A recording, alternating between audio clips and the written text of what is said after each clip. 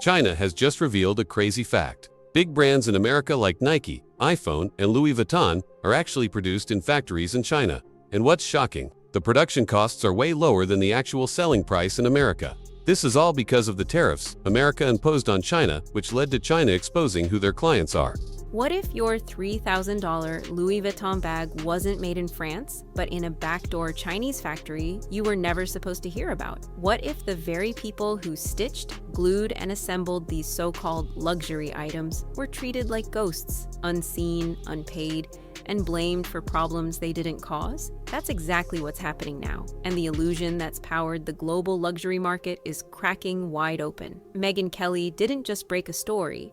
She may have just launched a fashion world revolution, but this wasn't a random expose, it was a calculated, strategic strike by the very people who built the empire Louis Vuitton tried to keep in the shadows, and they didn't come quietly. They came with receipts. For years, Chinese manufacturers worked behind closed doors, producing bags, wallets, and accessories that Louis Vuitton would proudly stamp with "Made in France." But behind that elegant label was an entirely different reality. These factory workers say they were disrespected, grossly underpaid, and treated like disposable tools, only to be blamed for poor craftsmanship when quality complaints started flooding in. But here's the twist. They were the ones crafting the entire product from start to finish. Materials, stitching, hardware, packaging. The only thing they didn't do? Apply the lie, that fake "Made in France" label. And when they were finally fed up, they didn't walk away quietly. They went nuclear. Megyn Kelly revealed that these manufacturers didn't just leak a few emails.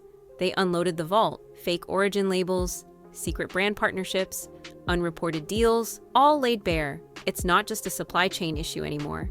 It's an identity crisis. If Louis Vuitton isn't truly about handcrafted French elegance, then what exactly are people paying thousands for? Red carpets, influencer campaigns, and the entire concept of luxury craftsmanship began to unravel in real time. The myth of Parisian prestige was exposed as exactly that, a myth. As the scandal broke, Hollywood responded fast. A-listers who once flaunted their LV collabs suddenly went silent. Quiet exits, scrapped photo shoots, Instagram captions edited or deleted. Kylie Jenner, once a walking Louis Vuitton ad, started wearing vintage Dior and Loki looks. Kim Kardashian, deeply tied to the brand, reportedly faced internal pressure to hit pause on all future Louis Vuitton promos. And it didn't stop there. Stylists reportedly began circulating a secret do not pull list.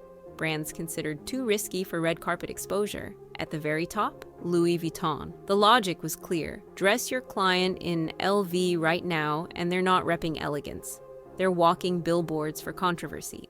This wasn't just an emotional walkout, it was a full-on ambush. The factories had been quietly gathering proof. Internal communications, payment receipts, private texts from brand reps, even internal memos from procurement teams. And then, at the worst possible moment for Louis Vuitton, right before a major Fashion Week reveal, they pulled the plug. Production halted, chaos erupted, and the media pounced. One insider called it a fashion assassination. It wasn't just about ending a partnership, it was about destroying the illusion the brand had built for decades.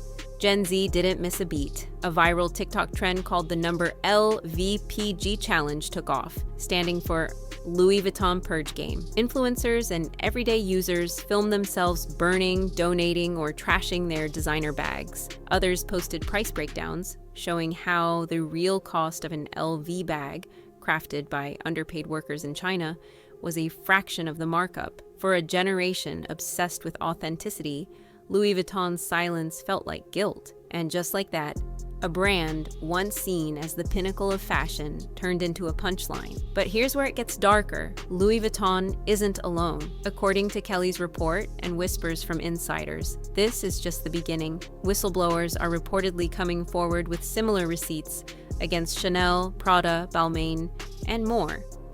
These are brands that built empires off European exclusivity, but may have been playing the exact same game. Backdoor factory deals, fake origin claims, legal teams scrambling, NDAs enforced, and hush money allegedly changing hands to bury the truth. But in the age of TikTok and screenshots, secrets don't stay buried.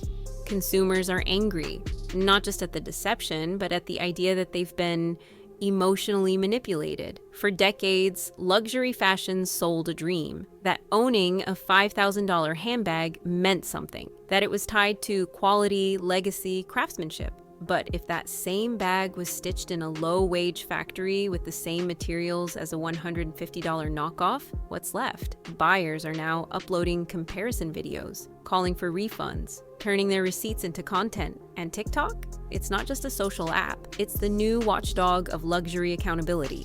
Megyn Kelly ended her now viral video with a chilling line. Louis Vuitton is just the first domino, but it won't be the last. She claims we're about to witness a digital drop, a mass leak from Chinese factories who've had enough.